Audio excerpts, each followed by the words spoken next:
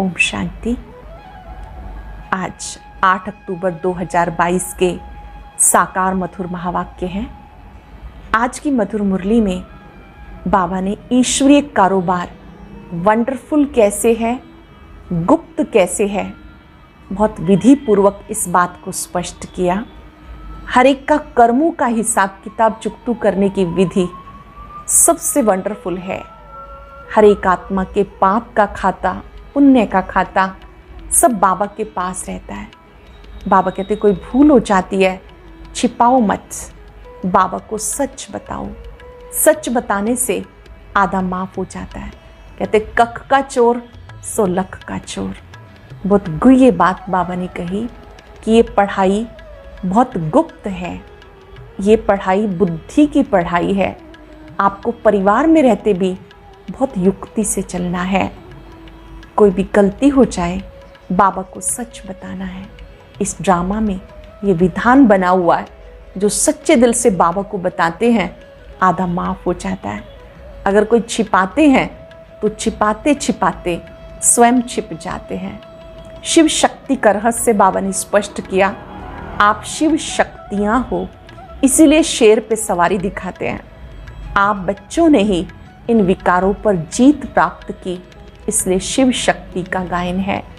बाबा की याद का हड्डी पुरुषार्थ करना है, जिगरी पुरुषार्थ करना है, अंदर बाहर साफ रहना है, जरा भी किसी बात का अहंकार नहीं करना। साथ साथ बाबा ने कहा कि आप बच्चों को घर गृहस्थ में रहते भी पवित्र बनने की मेहनत करनी है। बहुत युक्ति से चलना है। भले कुछ सहन करना पड़े, समाना पड़े, लेकिन ईश्वरीय आज्ञा का पालन जरूर करना है। त्रिनेत्री और त्रिकालदर्शी वही है जो माया के बहुरूपों को पहचान ले।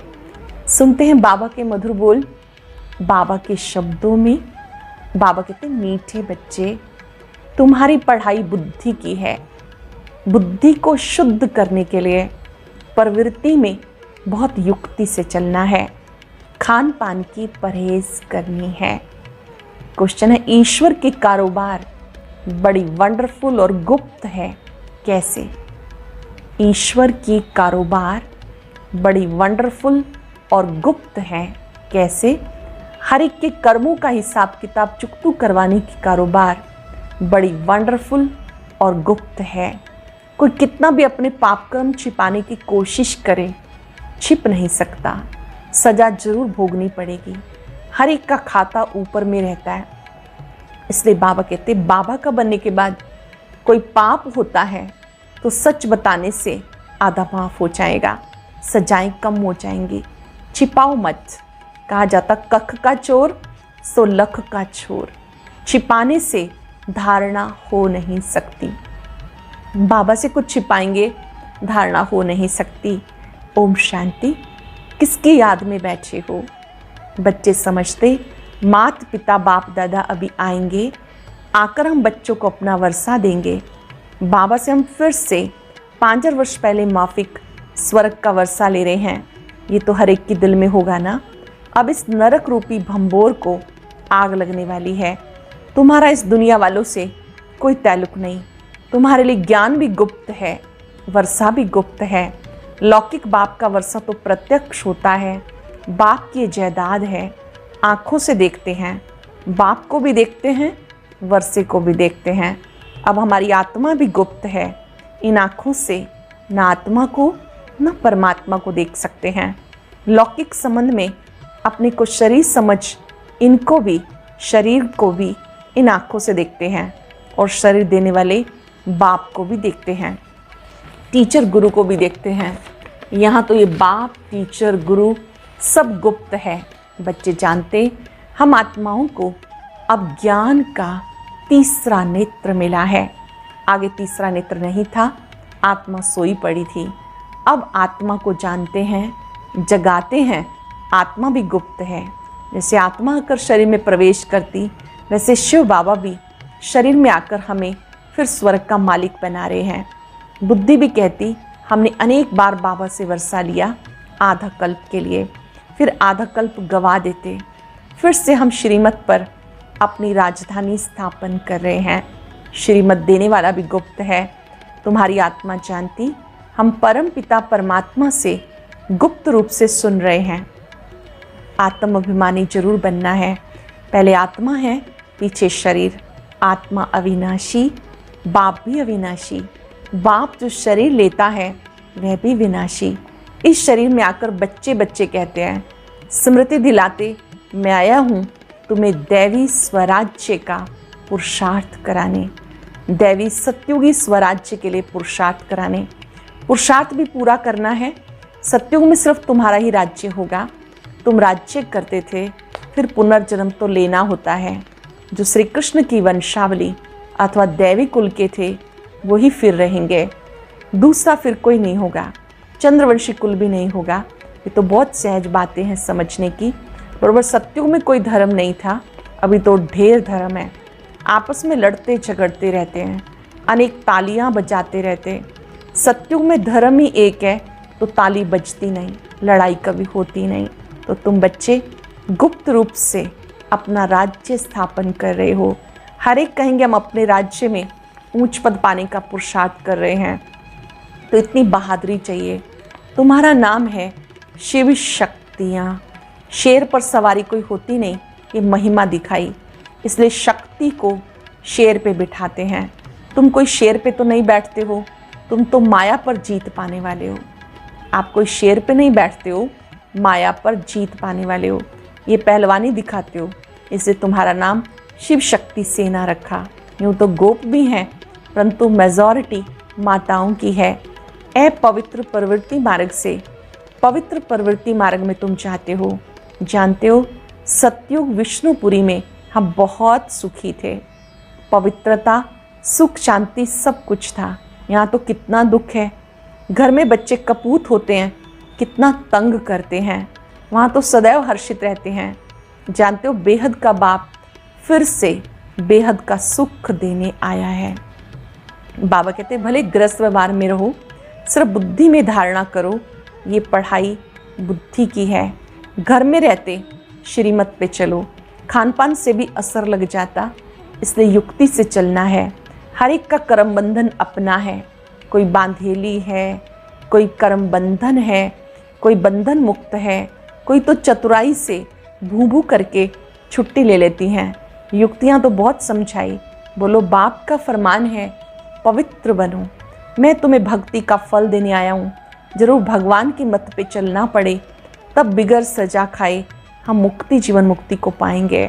जन्म जन्मांतर का बोझा सिर पर है। जैसे बाप 1 सेकंड में मुक्ति, जीवन मुक्ति देते हैं, वैसे सजाएं भी 1 सेकंड में मिल जाती हैं। अंडरलाइन करेंगे, बड़ी गुह्य बात। बाप 1 सेकंड में मुक्ति, जीवन मुक्ति देते हैं, सजाएं भी 1 सेकंड में मिल जाती, परंतु भोगना बहुत होती। जैसे काशी कलवट खाते हैं वह थोड़े समय में बहुत सजाएं खाते, परंतु हिसाब किताब चुकतू हो जाता। तुम्हें बिगर सजा खाए हिसाब किताब चुकतू करना है। इसलिए ऐसा पुरुषार्थ करना चाहिए जो सजा ना खानी पड़े। बाबा को याद करना अच्छा है।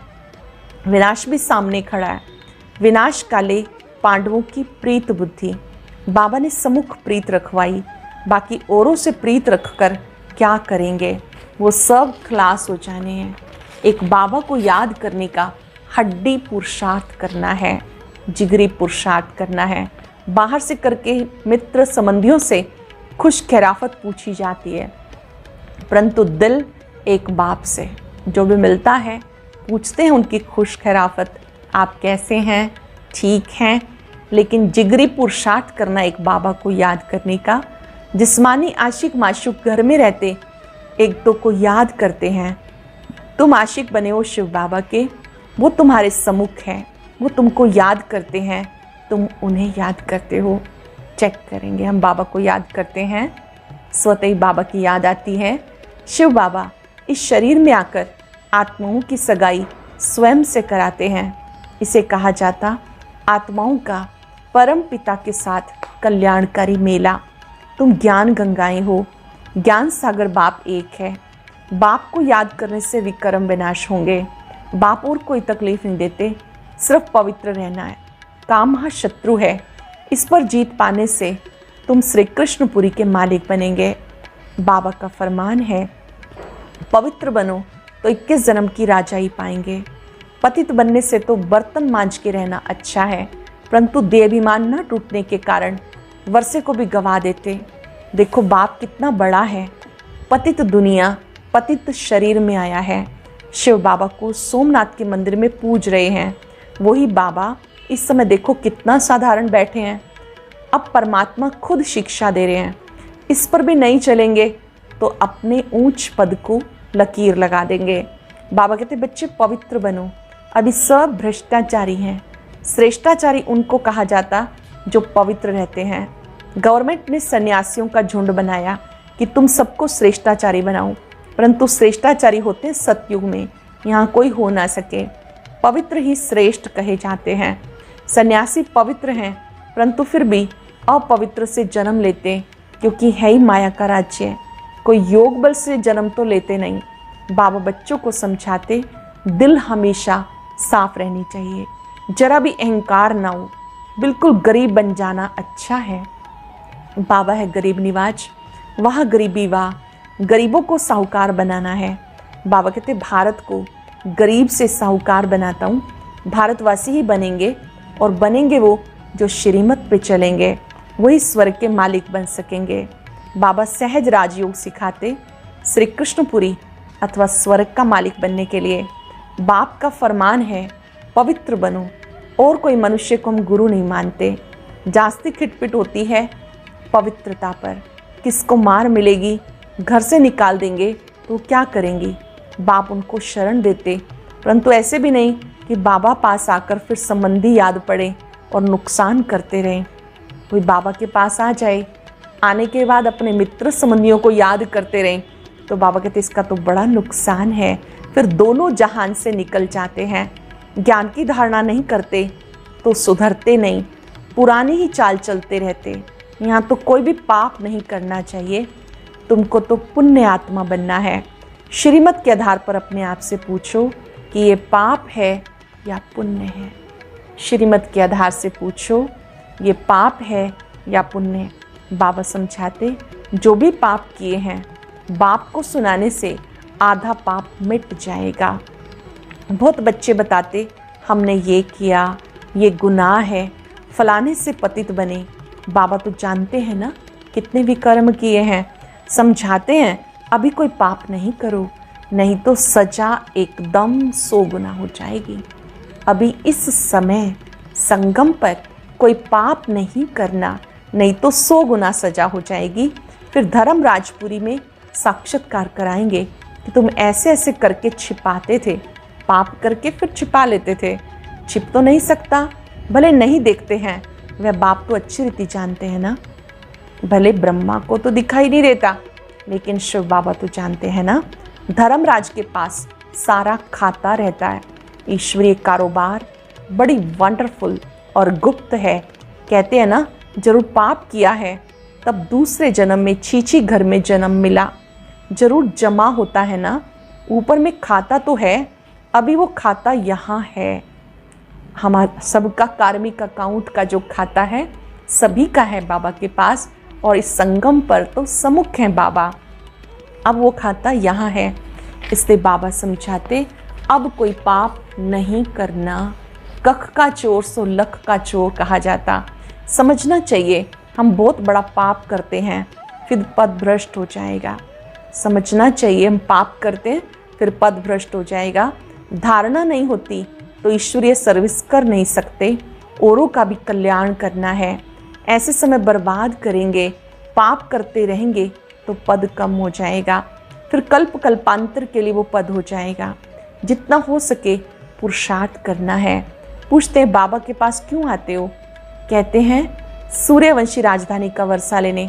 तो श्रीमत पे जरूर चलना है, देखना है मेरे से कोई बुरा काम पाप तो नहीं होता।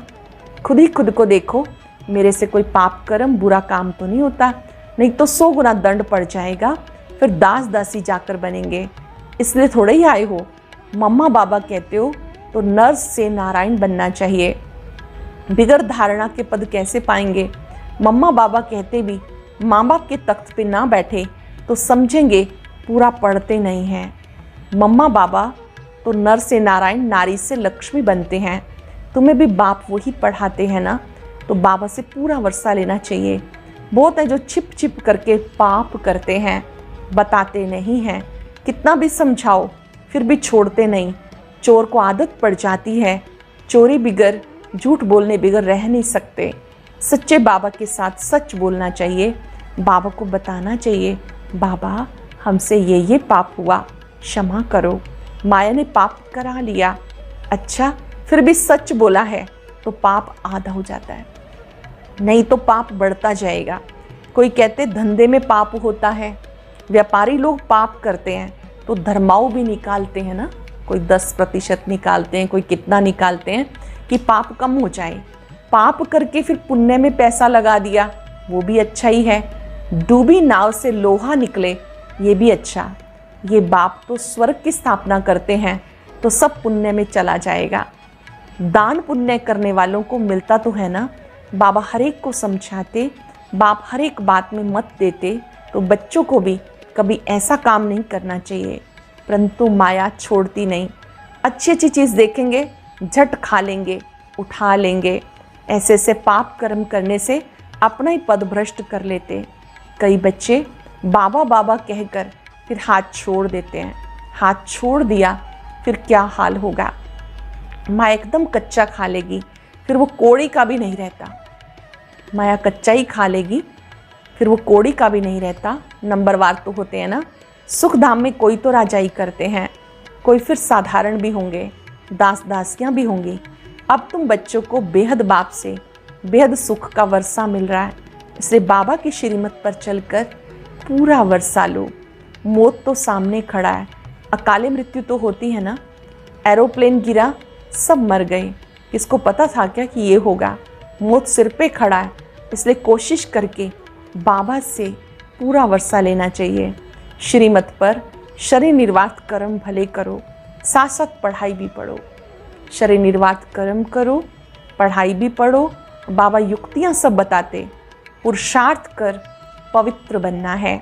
झाड़ू लगाना, बर्तन मांजना ये अच्छा है और पवित्र बनने से तो, परंतु देय अभिमानी बनना पड़े। पवित्रता का मान तो है ना, पवित्र नहीं बनेंगे तो पद भी नहीं पाएंगे। ये सब बच्चों को समझाने दी जाती। बच्चे तो वृद्धि को पाते रहेंगे। प्रजा भी बहुत बननी है। एक राजा को प्रजा तो हजारों के अंदाज में चाहिए ना, राजा बनने में मेहनत है। अच्छा, मीठे मीठे सिक्के लदे बच्चों प्रति माता पिता बाप दादा का याद प्यार गुड मॉर्निंग। रूहानी बाप की रूहानी बच्चों को नमस्ते। रूहानी बच्चों की रूहानी बाप दादा को नमस्ते, गुड मॉर्निंग। शुक्रिया बाबा, शुक्रिया। धारणा के लिए सार। पहली पॉइंट है, इस विनाश काल में दिल की सच्ची प्रीत एक बाप से रखनी है, एक की ही याद में रहना है। विनाश काल में दिल की सच्ची प्रीत एक बाप से रखनी है, एक की ही याद में रहना है। सच्चे बाबा से सदा सच्चे रहना है, कुछ भी छिपाना नहीं है। देही अभिमानी रहने की मेहनत करनी है और पवित्र कभी नहीं बनना। वरदान है, दुख की लहरों से न्यारे रहे, प्रभु प्यार का अनुभव करने वाले, खुशी के खजाने से संपन्न भव। दुख की लहरों से न्यारे रहे, प्रभु प्यार का अनुभव करने वाले, खुशी के खजाने से संपन्न भव। संगम के समय दुख के लहरों की कई बातें सामने आएंगी, लेकिन अपने अंदर वो दुख की लहर दुखी ना करे। जैसे गर्मी की मौसम में गर्मी होगी, लेकिन स्वयं को बचाना अपने ऊपर है। तो दुख की बातें सुनते हुए दिल पर उसका प्रभाव ना पड़े। जब ऐसे दुख की लहरों से न्यारे बनो, तब प्रभु का प्यारा बनेंगे।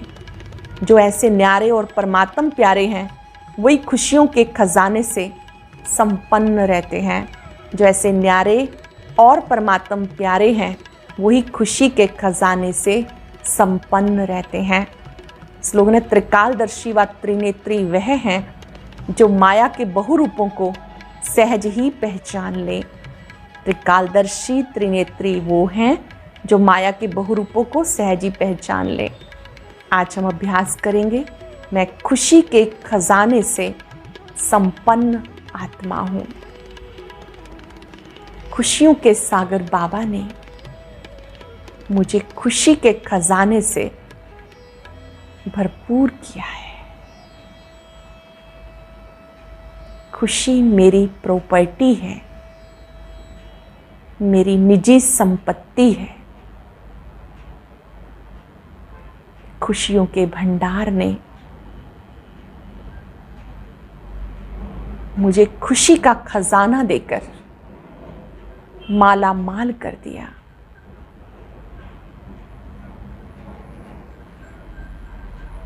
प्यारे बाबा, आपने ही मुझे सिखाया कि मैं दुख की लहरों से उपराम रहूं। मैंने संकल्पों में भी सुख से जीना सीखा है, दुख को मिटाना सीखा है। दुख धाम में दुख की बातें तो आएंगी, लेकिन उन लहरों का मुझ आत्मा पे असर ना हो।